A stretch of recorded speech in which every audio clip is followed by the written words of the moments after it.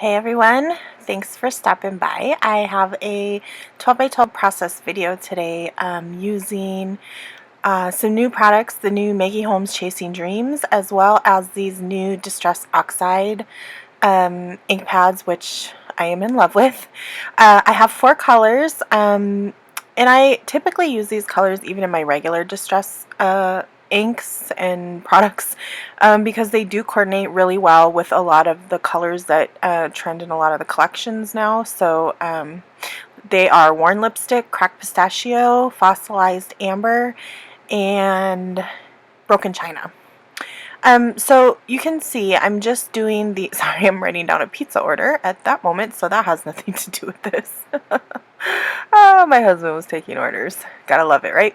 Anyways, I'm doing the smushing technique where you just take some plastic and smush your ink pad or ink sprays, watercolors, whatever you fancy, and you smush it down on your cardstock. So this is just white cardstock from American Crafts, and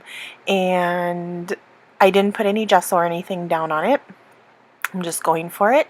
It did turn out pretty well. Now, I did play with these inks a bit, and the cool thing about these, and I believe there might be a brief moment where I hold it up where you can really see kind of the unique property of this ink. It's a dye pigment fusion.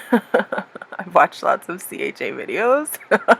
I know the terms. But anyways, yeah, it is a fusion between like a dye and an ink, and what that allows you to do is really layer these colors and allow them to still be vibrant. They don't muddy together as long as you dry them in between. So that's why you see me with my heat gun and I'm drying and spritzing after I put each color down. Now the spritzing helps with the oxide effect. You get more of that kind of variation in look, that distressed look, that look that, you know, we love distress products for. So that is what I'm doing, and I'm just adding more pink or more blue or, you know, wherever I feel like I need a little bit more color. And again, I am dyeing in between each colors. Another really cool thing about these Distress Oxide inks is that you can use them on dark paper. So I'm excited to try that. They're not translucent like a regular Distress ink, so they will pop a lot more. And in fact, I did play around with them using some dark cardstock, and it is beautiful, so I'm excited to try that as well.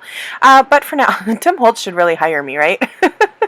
Okay, anyways, so yeah, now I'm just doing some splatters with the same inks. I just smushed a tiny bit down using that plastic as kind of a palette now, and just splattering, adding a little bit of water and splattering with my paintbrush, and again, drying. They really didn't take too long to dry in between each color. I just, you know, did it with my heat gun and it was fine. So, let's see. Oh, there you go. You can see close up. You really get an amazing, vibrant look with these Distress inks. I'm in love with them. I hope they release the rest of the colors. They do have, I believe, maybe 12 colors out. But these are the ones that I know that I would use more. But I know there's more in the Distress line that I would like to have. So hopefully they'll continue to make them because they really are a nice product to have. So I'm going through the 6x6 pad. This is the photo that I'm using. It's in black and white, and it's just an overhead shot of my youngest daughter was sleeping, and our bulldog went up and was giving her puppy kisses to wake her up, and it was just so cute. So I stood above them on the couch carefully to not wake her before I got the shot, and I took this photo. So I'm just picking some papers to work with now. This is a white with a really tiny black heart on it, which is cute. And then I'm going to pull in this yellow floral, which really represents almost all of the colors that I use there with the inks. And then this is a white with a blue polka dot, but I don't end up using this. I wanted there to be kind of like a wider piece, longer piece that went behind the photo to kind of ground everything. But I didn't like how it faded in so much, so I'm going to go for something that's still soft but bolder in color. I'm going to use this paper right here, which is beautiful, and it matches that Cracked Pistachio ink perfectly. And so I'm just going to cut the same width that I had in the other paper, since I knew I liked that size, and I like that a little bit better. I am going to add a little bit of this pink in there just to make the photo pop a little bit more, and I would like to have all the colors, if I do a background like this, I like to have all the colors that I used represented in my layers. So there we go. So I'm just having a look through the 12 by 12 papers now. I didn't purchase every single one. There were definitely some patterns that I knew that I would not use from this collection, and so I did not purchase those. But I did get this frame paper, which I love. And I'm just choosing a frame that I'm going to want to use to the right of the photo. So I found one, and I love using ones, I'm sorry, that was really loud. I love using ones like this where it's just a partial icon, and I know I'm going to tuck it under something, because that way I don't feel like those pieces go to waste. And so, yeah, I like doing that with pattern papers that I fussy cut certain things out of.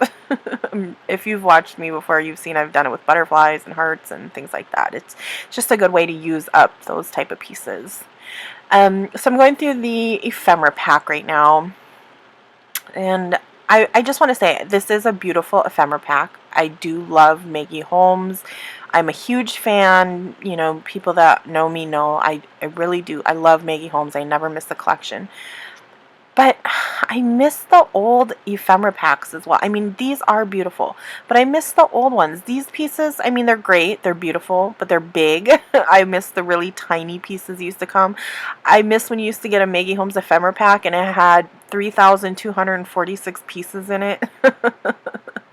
You know, but I don't know. I think American Crafts is kind of going in this direction. I noticed that a lot of companies under their umbrella, their ephemera packs always have like 40 pieces in them. So I don't know. But anyways, that's my little rant. I may have gone on that rant before in a previous video. I don't know, but just it's something that crosses my mind quite often. So anyways, I'm layering this heart. This says love you over that frame. I'm using one of these prize ribbons, and those are actually cool. They're not just a solid one piece. They're actually layered. They don't have dimension to them, but they are different pieces of paper that are put together. And then, of course, a floral. You cannot deny the floral. And I'm fussing with it because it's hard for me to tell if it's straight or not, so I just pulled over my ruler, and it wasn't. I mean, it was, I guess, but it wasn't. So I just adjusted that, and good. So I'm going to rough up this back layer of that kind of minty paper. Again, just to let it stand out, just a little bit of a texture. And now I'm going to look through some other embellishments that go with this collection. And figure out what I want my title to be. So immediately I saw this Gold Dreams that was on the Thickers chipboard sheet. And I am going to pull in a product from Confetti from their Thickers chipboard sheet. And I'm just going to use that sweet, the black sweet there. And kind of figure out how I want that. So the title's just pretty generic, Sweet Dreams, but it fits. She's sleeping. So, yeah. So there we go. We got our title. And what am I going to do now? So there's a kind of a little gap there between, like above sweet and between that last layer in the photo area. And so I pulled this sticker off of the sticker sheet. It's like a pink and blue ticket type thing. I think she actually has maybe some washi that goes with this collection that looks like that. But I just used that piece and it filled in that it filled in that little space right there. Oh, you can see my phone with our pizza order on it. Anyways, yeah, it fills up that space nicely, and it brings that blue down there, which I really like. They had another strip like that, only in gold and white stripes. And so I'm going to stick that to the left of the photo. Left, right, left, right. Left hand makes the L, so that's left. And yeah, just looking through the embellishments. So I do have the Thickers chipboard, the sticker sheet, and the big chipboard, and the ephemera pack. So I mean, the tiny word stickers, they were tempting to me, but I have, oh my gosh, so many tiny word stickers that I just didn't feel the need, so I left those behind. But oh my gosh, let's talk about this camera and this bird. I'm in love. Fun fact about me though, I actually have semi-borderline phobia of birds in real life, but I love Maggie's birds.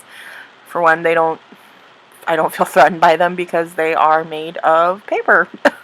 But yes, in real life, I am completely frightened of birds. All birds. Anything from a robin and a blue jay to a goose or eagle. Doesn't. I am not biased. But anyways, yeah, I love her birds. So I'm just going through that chipboard sheet and I'm pulling off different pieces, some hearts, and I wanted something for that camera to sit on down there. Now, this is when I kind of started feeling a little weird because I love the mixed media. You know, I do that technique quite a bit. A lot of people do. It's beautiful. Everyone loves it. Great. But I felt like this bottom right corner was becoming a little disconnected. Like all the mixed media was there under the left side of the photo, and it was just stark white down here. So I'm going to figure out how I want these pieces arranged. I'm going to stick them down. And then I'm going to pull them up and I'm going to do some more mixed media down there because, yeah, I wasn't feeling that. I wanted it to flow from, you know, the whole thing. The whole thing. So I'm going to take the same Distress Oxide inks, and I'm just using a tiny little stripe of them on this little piece of packaging. That's all I needed.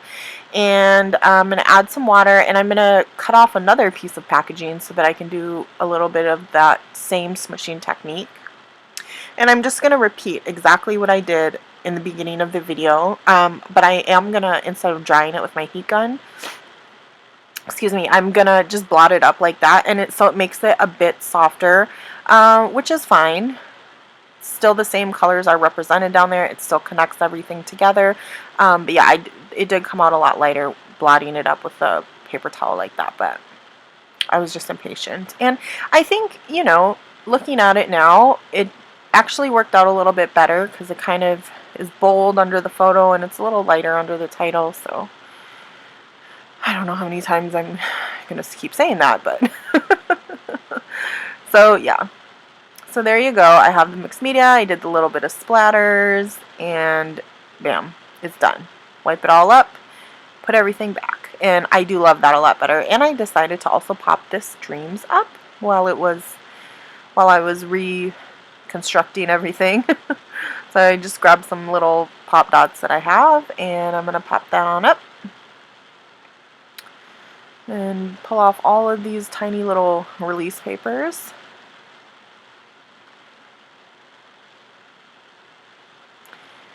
And there we go. And I'm going to put the bird and the camera back. Gosh, I really love that piece. I'm glad I put it on a page. That's not typical of me. I usually would hoard it. So anyways, okay, I decided something up there needed a little something, so I'm going to take this ticket and just layer that back there. Going through this ephemera pack, I wanted to put something up there in that little area, and so I'm just having a look, you know, at the embellishments. I thought I was going to cut a chunk off that tag right there. But then I said, well, it needs a little flower up there. So I'm going through and I decide on this floral. And again, I'm going to pick one from off the side because I know that it's going to be tucked in. And so I picked one that I thought would look great, and I am cutting it out off screen, apparently. See my nice little chubby fingers there working away. Yeah. Jeez, Alicia, you're such a slow, fussy cutter. Hurry. No. Okay, there we go. So I'm going to tuck that little floral in there, and then it was kind of blending in with that pink, so I thought, oh, I need something else up there behind the floral. You know, that would have looked cute, the little swan, but I'm going to end up going with this label so that I can put the date on it. I'm just going to chop it in half because I may want to use that other half another time. And this has that really nice blue color on it as well that's kind of by the title down there. And another great thing about these distress inks, they stamp beautifully. You know, regular distress inks don't stamp the best. these stamp really nicely because of the pigment property in them. And so, yeah, I used it to stamp just January 2017, and I did a couple, you know, what is that called? Restamp, and you stamp again, and you stamp again without putting it back on the ink. Okay, yeah, here we are, the sticker sheet. I'm putting some hearts around. We're almost done here. Sorry, guys. I know this is a pretty long video. Yeah, just putting hearts. I like hearts. There's a lot of hearts on this layout, so I thought it would be good to kind of carry it through. And then I wanted to put something under the title here, so I'm going to go for a chipboard piece in that kind of mint color that says something.